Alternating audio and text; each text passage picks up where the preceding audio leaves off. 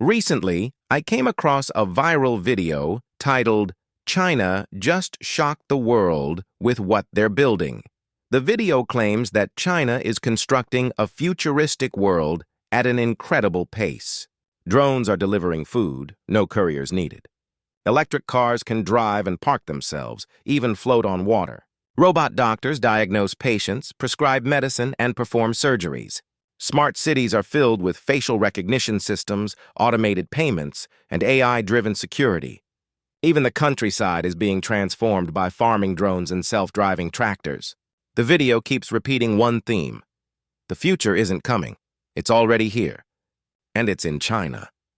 It describes how China is simultaneously building every kind of futuristic technology: AI-powered cities, flying taxis, humanoid robots, maglev trains, intelligent cars, automated factories, and AI hospitals. The whole thing moves with such intensity that it feels like watching Blade Runner and the three-body problem come to life. And the underlying message is clear. While these breakthroughs are happening, the West seems to be falling behind. It's easy to see why such content goes viral. On one hand, it triggers our fascination with the future. On the other, it plays on the subtle tension between China and the West. To Western viewers, it's shocking. To Chinese viewers, it's pride. But for those who prefer a cooler head, the real question is this: why can China actually do this? What's behind it? If you look closer, China does have a unique ability to make technology real at scale and speed. But that doesn't mean these technologies were invented in China first. In fact, many of them also exist in the West. China is simply faster, more concentrated, and more engineering-oriented in execution. The real difference lies in industrialization and rollout. Think of electric vehicles, renewable energy, high-speed rail. In most countries, these take decades to deploy. In China, they become part of everyday life within 5 years. Why? The first reason lies in the recent history. Modern China still carries the legacy of the Soviet-style planned economy, a model that prioritized heavy industry and state-led development. Even after reform and marketization, this mentality never disappeared. It was rebranded as national projects, industrial upgrading, or new infrastructure. This continuity explains why, when a new technology wave comes, China instinctively approaches it as a state-engineered project, not just a market opportunity. The second reason is resource concentration and policy alignment. Fiscal policy, monetary tools, and industrial planning all come from the same top-level logic. That means when the state decides to bet on a direction, say new energy, semiconductors, AI, or robotics, capital, land, and credit align almost overnight. This system allows for massive short-term investments regardless of immediate profit. In the West, private investors care about ROI, cash flow, and market cycles. In China, many of these projects are viewed as strategic investments. Losses are tolerated as long as the direction is correct. Economically speaking, this is a form of strategic waste. It looks inefficient in the short run, but can create long-term monopoly advantages. You can see this clearly in solar panels, batteries, and electric vehicles. China poured in capital, flooded supply chains, drove prices down, and in the end, locked in global dominance. It's a playbook of wasting to win, concentrating to ensure certainty.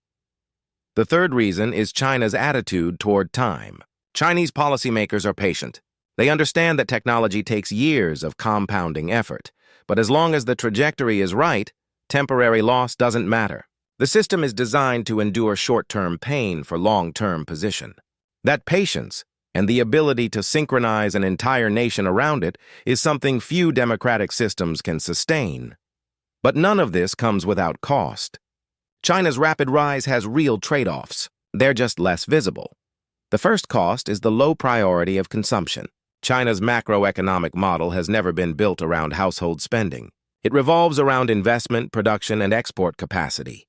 As a result, most people are busy building, producing, maintaining the system, but not necessarily living more comfortably.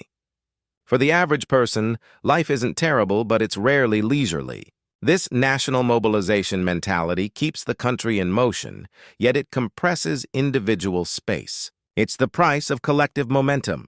The second cost is technological overreach and moral risk. When a country develops at such speed, it inevitably accepts a degree of danger and ethical ambiguity.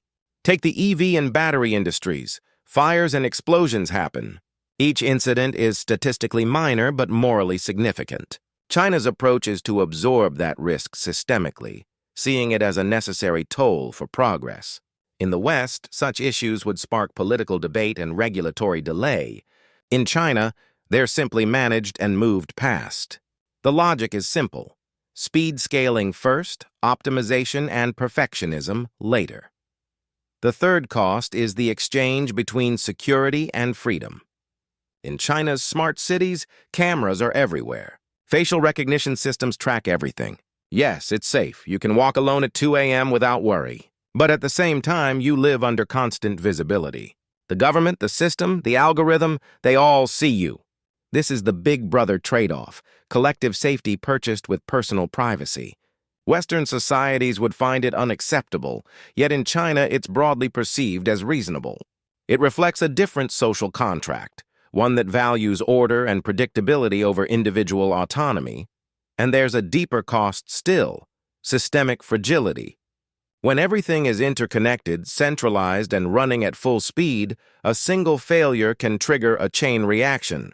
10 or 20 years may pass without issue, but risks don't vanish. They accumulate. At some point, a black swan event, an energy shock, a financial wobble, a social flashpoint could force a painful recalibration. No one knows when or where. That's the nature of complex systems. So the next time you watch one of those China shocked the world videos, maybe take a slightly different perspective. Most of what you see is real, just selectively presented.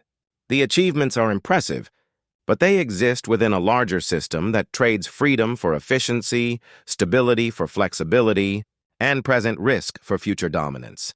China is not faking the future, it's building it under pressure. It's using national will to push the boundaries of technology and collective endurance to absorb the costs. It's an extraordinary story, and a complicated one worth thinking about. If you'd like to keep exploring topics like this, how China thinks about technology, society, and power, subscribe to How China Thinks. We don't tell myths, we unpack logic. See you in the next episode.